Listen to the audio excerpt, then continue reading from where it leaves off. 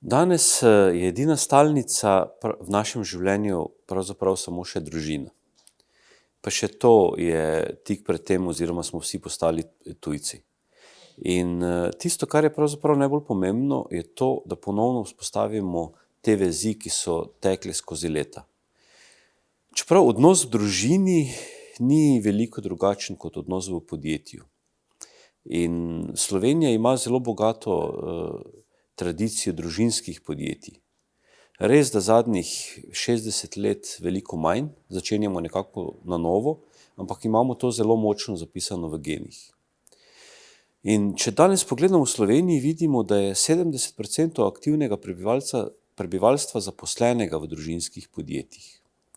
Zato sem se te teme zelo podrobno in analitično lotil, predvsem pa z veliko primeri in rešitvami.